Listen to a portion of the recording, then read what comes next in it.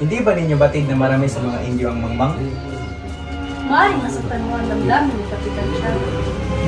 Matagal nang ipinagpalagay ni Tiago na siya hindi isang Indio. Inuulit ko, wala nang makakatalo sa kamangmangan ng mga Indio.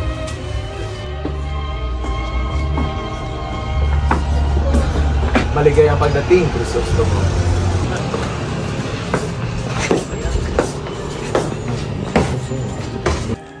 Mga kaibigan, ikinagagala kong ipakilala sa inyo ang dahilan ng pagtitipon na ito, ang anak ng nasira kong kaibigan, si Don Crisostomo Ibarra. Karating lamang niya mula sa Europa. Buenas noches, amigos. Sa mga kura sa ating bayan at sa matalik na kaibigan ko mga Padre Bones. Patawarin ko mga ako. Hindi ka nagkakamali. Ako nga si Padre Damaso. Ngunit kailanman hindi ko naging matalik na kaibigan ng iyong ama. Sino nga ba ang anak ni Umao na si Don Rafael Ibarra?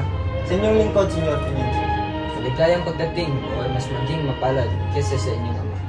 Nang natutunan ko ang kasaysayan, nalaman kong ang kalayaan o ang pagkaalipin ng isang bansa ang nagdidikta ng kasaganahan o pagiging kaos nito. Nagawa mong lustayin ang niniyaman para lamang dyan? Wala ka na bang nakitang mas malaga? Isa kang bulag! Kahit isang bata ay alam yan. Nagpapasalamat ako at palagay ang loob ng dating kura sa akin. Naway pagpaumanhin ko ninyo. Kagagaling ko lamang sa mahabang biyahe at may aasikasuhin pa ako bukas para sa Espanya at Pilipinas. Huwag ka munang umalis. Darating pa si Maria Clara. Bibisitahin ko po siya bukas. Sa ngayon ay may importante pa akong dapat gawin.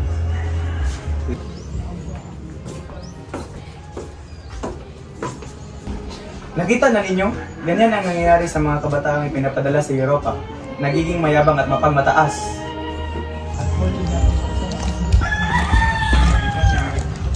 Senyor Ibarra, mag-ingat kayo, senyor. Maging aral sana sa inyo ang nangyari sa inyong ama. Tila may nalalaman kayo tungkol sa pagkamatay ng ama ko. Maaari ba ninyong sabihin sa akin? Isugan na sa bilangguan na namatay. Pamanhin, senyor. Hindi ko kayang gabalain ang nangyari ni Don Rafael Ibarra. Kaya pala hindi sinabi ni Kapitan Tiago ang dahilan. Bakit kaya wala pa siya?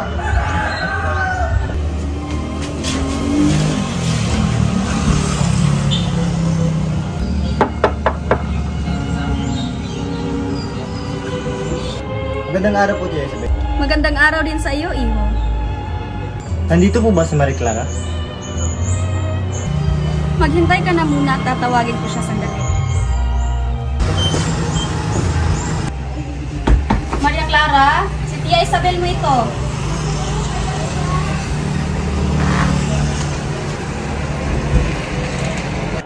Maria, nandiyan na si Crisostomo. Paghihintay mo pa ba siya?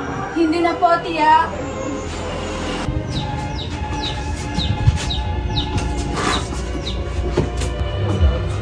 Hindi pa rin kumukupas ang iyong ganda, Maria Clara.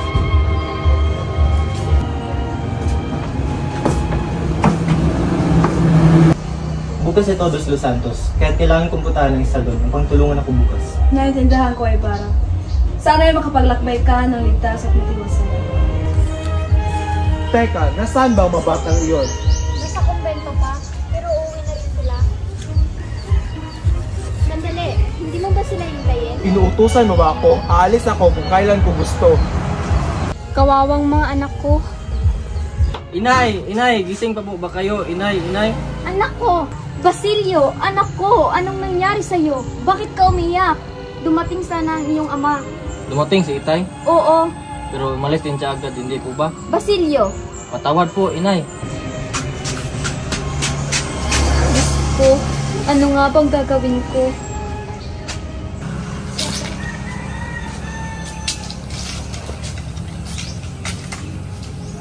Para saan mo yan, Are? Para sa kura, nais ko sana siyang makausap. May sakit ang kura ngayon, tungkol saan dito? Hindi pa kasi umuwi ang anak ko si Crispin. Crispin? Kung ganun, ikaw ang ina ng mga magnanakaw. Hindi magnanakaw ang mga anak ko. Huwag mo nang ipagkaila. Kung ayaw mong lumala pa ang sitwasyon, sabihin mo kung saan mo itinago si Crispin. Senyor, ilang araw ko na hindi nakikita si Crispin. Eh kung ganon, bayaran mo na lang ang mga ninakaw nila. Pero wala ko talaga silang ninakaw, senyor. Parang awa niyo na ako. Huwag pa akong ikulong. Sinungaling! Sumama ka sa akin! Senyor, parang awa niyo na po. Pakawalan niyo na po ako. Tumahimik ka! Bakit niyo siya itinalin? Sinong nagbutos sa inyo? Si Padre Damaso. Kamalian niya ng kura. Pakawalan niyo siya at huwag niyo siyang gambalain pa. At sabihin niyo sa kanya na manalangin siya kay San Antonio kung gusto niya may balik ang kanyang mga ginto.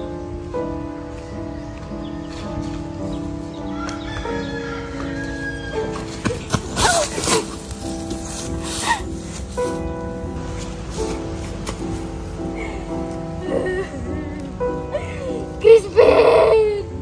Basilio! Mga anak ko! Andito ang inay! Andito lang ako! Hindi mo na nga binigyan respeto ang pagkamatay ng ama ko? At ngayon, nagawa niyo pang bastusin ang alaala nito? Ganito ba ang gawain sa alagad ng Diyos? Crisostomo, pakiusapan ang alaman lamang sa akin mamumsaktan si Padre Damaso.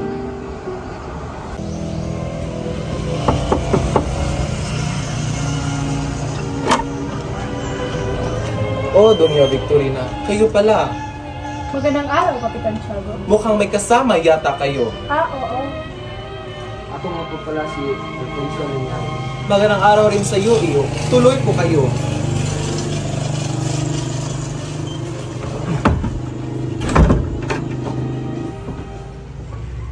Isabel, pabuksan ang pinto.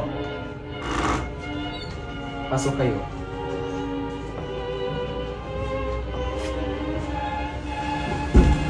Kumusta na ang kalagayan ni Maria Clara? Wala pa rin pagbabago, Doña Victorina. Kumusta na yung pakiramdam, Maria Clara? Sumasakit pala ng ulo ko, Doña. Doña Victorina, siya nga po bala si Maria Clara? Oo, Alfonso. Tunay nga po na pagaganda niya.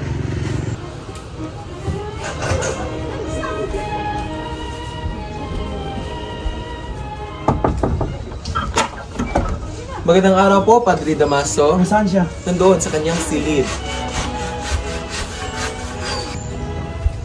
Maria Clara. Salamat po sa pagbisita ninyo, Padre. Labis akong nag-aalala sa'yo, Iha. Magpagaling ka kagad. Opo, Padre. Sige, mauna na muna ako, Iha.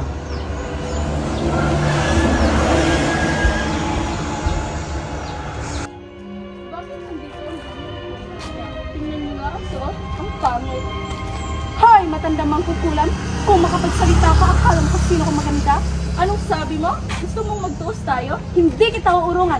At ikaw, Alfonso, binabalaan kita. Kapag hindi mo sila hinamon, hindi ka makakasal kay Maria Clara. At malalaman na lahat ang tunay mong pagkatao. Tao po. Yes. Senyor Ibarra, iligtas mo yung sarili. Anong ibig mong sabihin? May pag-aalsa magaganap at kayo pong papalabasin nagsimuno. Ngunit sino ang? Di ko po alam kung sino ang nagpakanan nito, senyor. Ano pa bang dapat mong gawin? Ihanda po ninyong mga papeles at sunugin ang mga ito. Magtungo kayo kahit saan yung hindi kayo masusundan. Maraming salamat, kaibigan.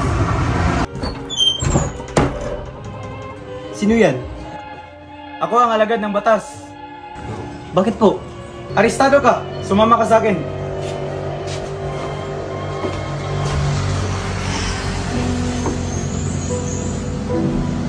Tumakbo ka po, senyor. Salamat po yan. Bang! Inay! Sino ka? Inay, si Basilio po ang anak niyo. Anak? Wala akong anak. Hindi kita kilala. Inay, ako nga po ito, si Basilio. Basilio? Anak ko? Inay, bakit niyo po ako iniwan? Inay. Iyo! Sino po kayo? Anong gusto mong gawin sa inay? Gusto ko po siyang ilibing sa sementeryo, ngunit wala po akong pera. Kumuha ka na lamang ng panggatong iyo at sunugin mo aming bangkay. Naintindihan mo ba iyo? Opo, Ginoo. Hindi ko na masisilayan ang bukas.